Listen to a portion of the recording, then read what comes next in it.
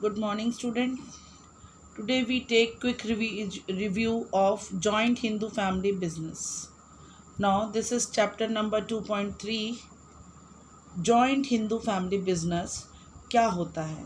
Joint Hindu family business is a form of organization which is governed by the Hindu law wherein the business is owned and carried on by the members of the Hindu undivided family.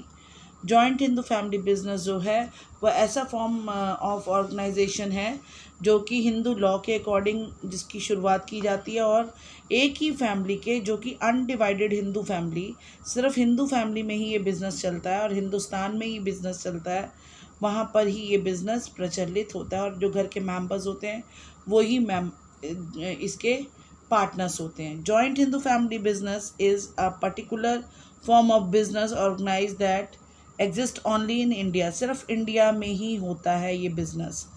It is the one of the oldest form. ये सबसे पुराना तरीका है जहाँ पर कि joint family पीढ़ी दर पीढ़ी इकट्ठी रहती हैं, इकट्ठा एक बिज़नेस चलता ही जाता है, पीढ़ी दर पीढ़ी वो बिज़नेस चलता जाता है. It is govern by the Hindu law. Hindu law के अकॉर्डिंग ही इसके रूल रेगुलेशंस चलते हैं. The basis of membership in the business is birth in a particular family. इस बिज़नेस में जैसे ही बच्चा बर्थ फैमिली में पैदा होता है उसको एक इस बिज़नेस का मेंबर बन जाता है और पार्टनर बन जाता है.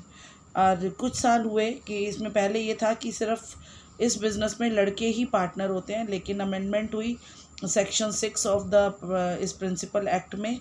उसमें क्या अमेंडमेंट हुई? 2015 में ये अमेंडमेंट हुई थी.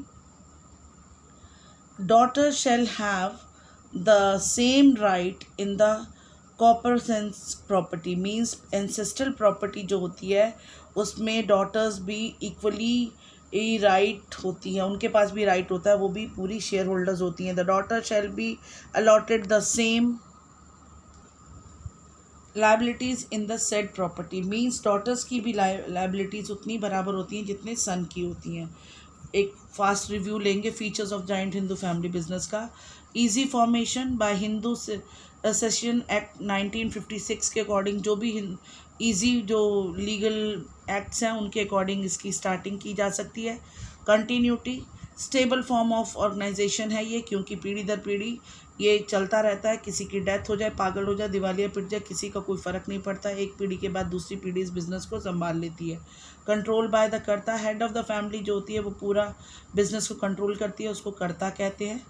लाइबिलिटीज़, कर्ता की जो लाइबिलिटीज़ होती हैं वो अनलिमिटेड होती हैं और अदर मेंबर्स की उनके प्रॉफिट शेयर के अकॉर्डिंग उनकी लाइबिलिटीज़ होती हैं. Minor member may be the present membership acquired by the birth. यहाँ पर मेंबरशिप जो है माइनर भी मेंबर बन सकता है क्योंकि बाय बर्थ ही यहाँ पर पार्टनर बन जाता है. Registration, no need of any registration is needed. कोई रजिस्ट्रेशन की ज़रूरत नहीं पड़ती है. ये थे features of joint Hindu family.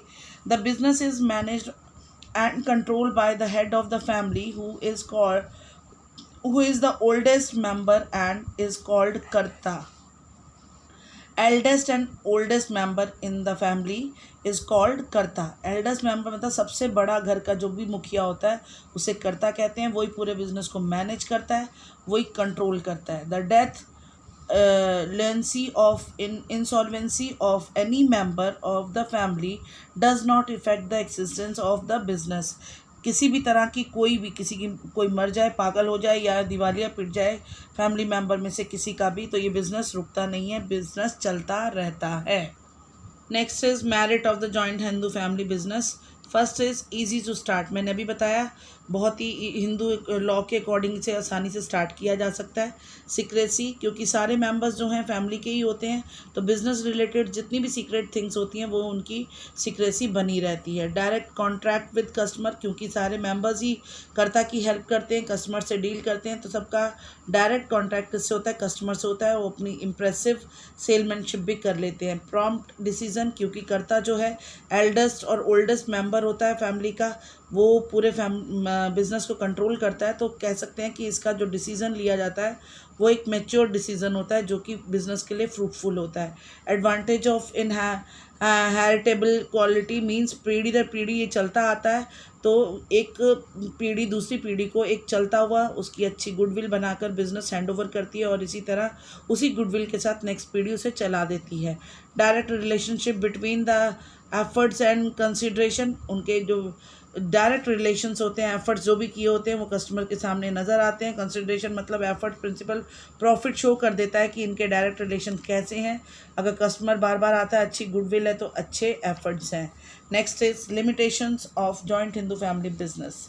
Limited resources, क्योंकि फैमिली के पास सिर्फ लिमिटेड रिसोर्सेज होते हैं, फाइनेंस के भी लिमिटेड रिसोर्सेज है, करता ही अपनी प्रॉपर्टी में से बेचकर ये अगर उसके इनकम फाइनेंस की ज़रूरत पड़े तो वो दे सकता है। बाकी मेंबर्स जो हैं उन्हें अपनी प्रॉपर्टी को बेचने की ज़रूरत नहीं है। लिमिटेड मैनेजर स्किल्स, क्योंकि ज़रूरी नहीं है जो हेड ऑफ़ द फैमिली करता है वो परफेक्ट हो बिज़नेस को कंट्रोल और मैनेज करने के लिए, तो हो सकता है कि उसके लिमिटेड जो नॉलेज है वो कई बार बिज़नेस को नुकसान दिला देती है। ये सबसे बड़ा अवगुण है इस बिज़नेस का। अनलिमिटेड लाइबिलिटीज़, कर्ता के ऊपर सारी लाइबिलिटीज़ आ जाती हैं, इसलिए वो कर्ता की अनलिमिटेड लाइबिलिटीज़ होती हैं और ये अनलिमिटेड लाइबिलिटीज़ कई बार बिज़नेस को लॉस की तरफ ले जाती हैं।